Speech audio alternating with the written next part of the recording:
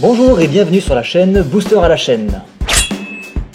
Je suis Marek. Et je suis Shadow. Et aujourd'hui nous allons vous ouvrir un super intro pack Ténèbres sur Innistrad de Magic, donc l'extension qui est sortie hier à l'heure où nous tournons cette vidéo. En effet. Alors je vous entends déjà râler, c'est pas des boosters, vous ouvrez des boosters sur la chaîne, Booster à la chaîne, bref, c'est un intro pack, un deck préconstruit effectivement, mais qui contient également deux boosters que nous allons ouvrir ensemble. On ne fait pas de pub mensongère.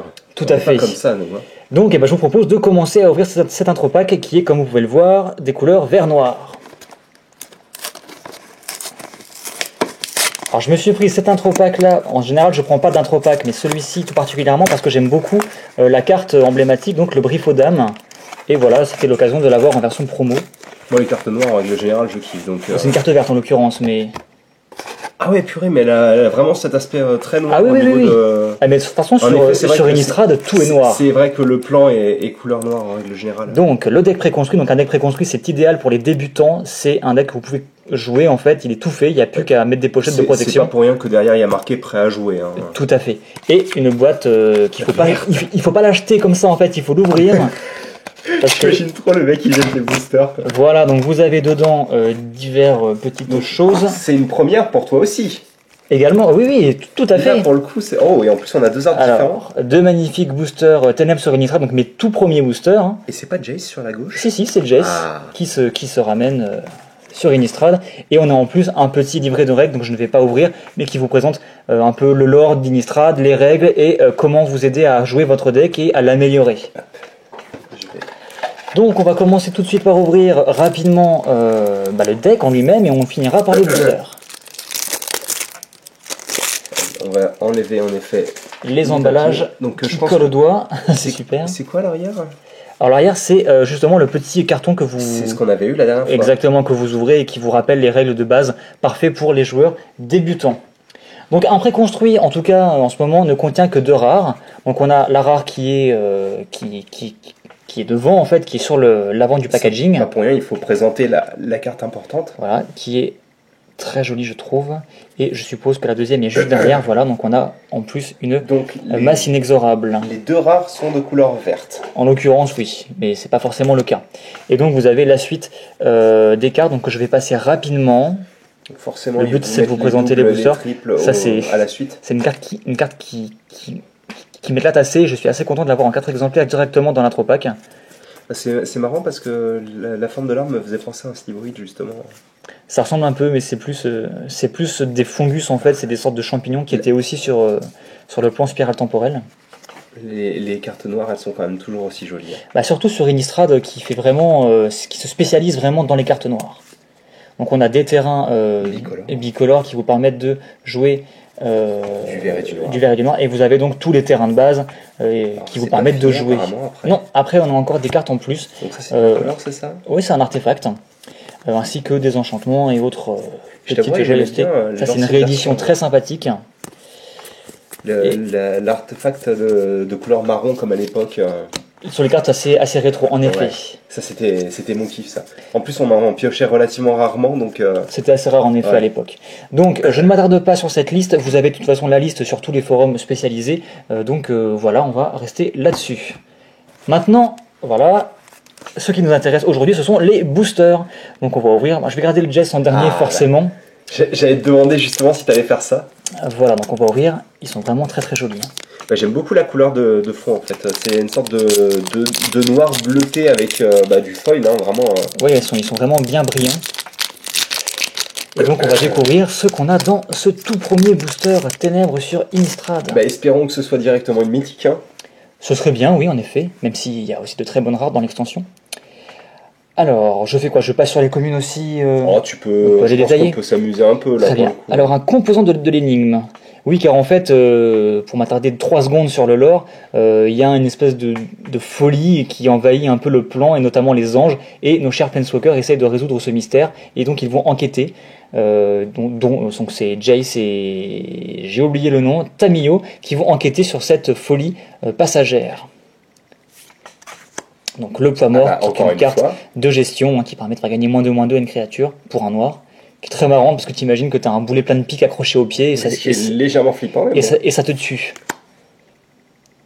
Voilà, donc la fameuse nouvelle capacité enquêter qui permet de déposer un artefact sur table qui est en fait un indice qui sert à rien, sauf que vous pouvez le sacrifier en payant 2 et vous permet de piocher une carte. Ouais, d'accord. En gros, c'est des effets à retardement un peu. C'est un peu ça. Et il y a d'autres capacités qui influent sur le nombre d'indices que vous avez sur la table. Voilà, encore une carte qui vous fait enquêter quand elle arrive en jeu. Encore une bleue, encore une noire. Un squelette. C'est un artwork que je trouve très rétro, personnellement. Et on a beaucoup de loups-garous, le retour des vampires, des loups-garous, des anges, des squelettes. C'est ce qu'on a cru comprendre avec la description à l'arrière, en effet. Talon équestre. C'est utile de savoir. Beaucoup d'artefacts, je trouve. Artefacts, on n'en a pas vu encore. Non. J'ai cru qu'il y avait. Enfin. Ah non, t'as fumé. Non, pardon, pas artefact enchantement. Je m'en mêle les pinceaux. Possible. Beaucoup un vampire, de créatures, voilà. Alors un vampire, et vous remarquerez qu'il y a des vampires rouges, parce que en plus des vampires noirs. On va dire que toutes les cartes, en plus d'être de leur couleur, sont aussi un petit peu noires dans un sens sur ce plan. C'est un peu ça. De même qu'il y a des zombies noirs, effectivement, mais aussi des zombies bleus. Et donc là, vous avez une carte spéciale. Donc il me semble qu'on en a une par booster à vérifier. Il me semble. C'est une carte recto verso. Donc vous avez un loup-garou. Un humain loup-garou, et quand vous remplissez une certaine condition, vous la retournez, et vous avez le loup-garou associé. Et c'est pour ça qu'on a le symbole du soleil et de la lune. C'est ça. Et donc en fait, les cartes, vous pouvez les retourner selon leur effet, en fait, à plusieurs reprises. Il faut remplir les conditions, et en fonction de, tu vas vouloir la jouer dans un sens ou dans l'autre. Donc, première Unco, chirurgie invasive, un petit contre. Calèche incontrôlée, une construction, une 5-6 piétinement. Est-ce que c'est le même truc que les murs, les constructions? Non, absolument pas. Moi, les murs, c'est un type à l'époque. C'est un type. Une magnifique araignée. Voilà, je déteste les araignées, donc. Mais par contre, j'aime beaucoup le fond à droite de la carte. Il est vraiment joli. Très joli, en effet. Et nous avons donc la rare ou mythique. Voyons voir ce que nous ouvrons dans ce premier booster. Est-ce que c'est Jace? Non, c'est pas Jace. C'est une créature esprit. Est-ce que c'est une mythique? Non, c'est une rare. J'ai reconnu, en fait, j'ai vu qu'elle avait une 2-1, c'est ça. Donc un très bon petit esprit que j'aime beaucoup, qu'on joue en fait dans les jeux esprits. Donc c'est pour une 2-1 flash vol esprit. Alors, flash, donc très aggro. Tu peux la jouer n'importe quand, pendant le tour de l'adversaire. Ah mais carrément, mais c'est complètement fumé en fait. Ton adversaire attaque, tu peux dire surprise, en fait j'ai une créature pour te bloquer. Par contre, ça veut dire aussi que tu dois payer il faut que tu aies le coût de terrain. Ah oui, bien entendu. Excuse-moi. Ça ne change pas.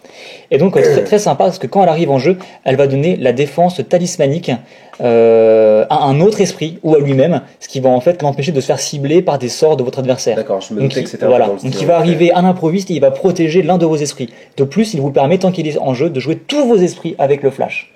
Ah oui, d'accord, mais en gros, c'est une carte vraiment très utile pour un deck bleu, quoi. Très sympa, je trouve, pour un deck esprit assez agressif. Je comprends pas trop l'artwork, je t'avouerai. C'est une espèce de fantôme avec une cape déchirée, des chaînes. Enfin, en tous les cas, oui. En tous les cas, elle a l'air plutôt jouable, en effet. Plutôt jouable, en effet. Et on a. Qu'est-ce que c'est? Alors, ça, en fait, les cartes recto verso, vous ne pouvez pas les jouer dans votre jeu parce que, bien sûr, le derrière, voilà, vous allez voir ce que c'est la carte. Oui, bien sûr. Voilà. Donc, on vous donne en fait une carte qui, elle, a un vrai derrière et vous cochez la carte recto verso en question. Et ce qui vous permet de l'avoir dans votre main ou sur votre bibliothèque sans que l'adversaire sache ce que c'est. Et vous non plus. Mais ça veut aussi dire que tu joues avec des sleeves, quoi. Ou sinon tu utilises celle-ci. Ou alors tu joues avec des sleeves. Mais donc si tu joues pas avec des sleeves, tu utilises celle-ci ou à des la sleeves place. transparents, tu utilises celle-ci à la place. Et dès que tu l'as mis en jeu, tu la remplaces par celle-ci. Mais donc quand tu joues avec des sleeves, tu peux jouer directement avec celle-là. En fait, tout simplement. Mais ils sont obligés. C'est une très bonne idée. Parce que rien n'oblige à jouer avec des sleeves. Oui, non, bien sûr. C'est pour ça qu'ils sont obligés. Mais c'est une très très bonne idée. Moi j'aime beaucoup. Et on a le fameux jeton indice que l'on peut sacrifier avec la lune hérétique. Voilà. Hermétique. Mais c'est bien hérétique aussi, j'aime bien. Et donc effectivement on a un vrai fond ici. Donc voilà, petit booster sympathique, et donc on va accélérer et terminer sur le second booster. Et donc est-ce que Jace a une version dans cette... C'est ça. On a 4 ou 5 Planeswalkers dans cette extension, ce qui est totalement fumé. 4 de mémoire, dont un loup-garou d'ailleurs. Et non, 4 ou 5 je crois. Il y a Sorin, Naeri, Jace, Arlene... Et je crois que c'est tout. Faudra voir, mais il y a beaucoup de Planeswalkers. Et là, on va piocher le 5ème, tu vois. Ah bah, ce serait cool. Alors, des esprits, voilà, donc pour jouer dans un petit deck avec l'esprit précédent, des rats zombies. C'est mignon. Oh, elle est jolie cette carte. Très sympa. Donc voilà, des zombies bleus. Pas noirs, ils sont juste bleus.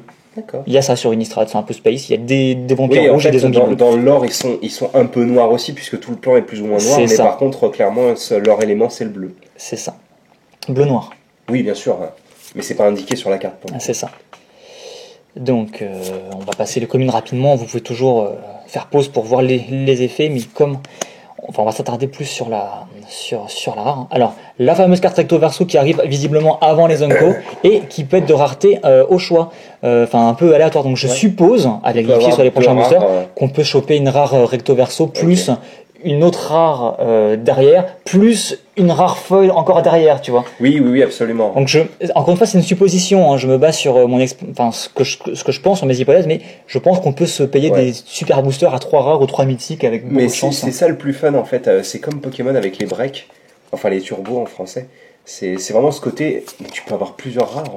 Alors ça, c'est une carte recto verso spéciale parce que c'est un enchantement qui, quand on le retourne, devient une créature. Ok. Il y en a une autre qui marche comme ça avec un rituel. En fait, d'abord t'as la créature qui vient bouffer le mec, et ensuite c'est... en gros c'est ça, c'est un enchantement qui vient enchanter, je suppose, une créature, voilà, et quand la créature enchantée meurt, alors la créature prend possession, je suppose, de la créature. Donc là voilà, on a une Unco, donc je suppose que là on va avoir encore 3 Unco. Donc 1, 2 et une troisième. Donc effectivement, on a bien eu 4 Unco dans ce booster parce que la recto verso était Unco. Est-ce qu'il n'y aurait pas une foil là? Non, ça. D'accord. Non, c'est la carte recto verso, le jeton, mais il y a bien une rare juste derrière. Alors qu'est-ce que ça va être? C'est un artefact, le cerveau dans un bocal, qui est une carte très très bizarre. Faudrait voir ce qu'on peut faire avec, qui vous permet en fait de jouer des sorts de rituels et d'éphémères gratuitement, mais c'est un peu aléatoire parce qu'il faut mettre des marqueurs dessus. Je vous laisse encore une fois faire pause pour plus de détails, mais c'est une carte qui n'a rien de fou. Ouais. Derrière, c'est encore une fois les cartes recto verso, mais autrement. Voilà, c'est pas la même. C'est une autre planche. Et donc le jeton cette fois-ci. Et le jeton cette fois-ci, c'est un ange 4-4 vol qui est très sympa. Très joli, hein. Ouais. Autant l'autre était correct, autant celle-ci est vraiment belle. Et voilà, c'est tout pour ces 2 boosters, pour cet intro pack. Je pense qu'on a eu des boosters très moyens, mais en même temps, ce sont les premiers, donc pas de panique. En tout cas, très bon investissement, ces petits intro packs pour tout joueur débutant. Et puis ça nous permet de vous montrer un nombre assez basique de boosters aussi. Tout à fait. Cool. Et on va peut-être remettre juste la carte en effet, puisque c'est la carte un petit peu importante de ce pack-là. Tout à fait, qu'on ne peut avoir que dans ce pack-là, avec cette illustration bien sûr. Bah écoutez. Et donc c'est tout pour cette vidéo. Nous vous disons à bientôt pour de futures ouvertures de boosters. Allez, salut. Salut.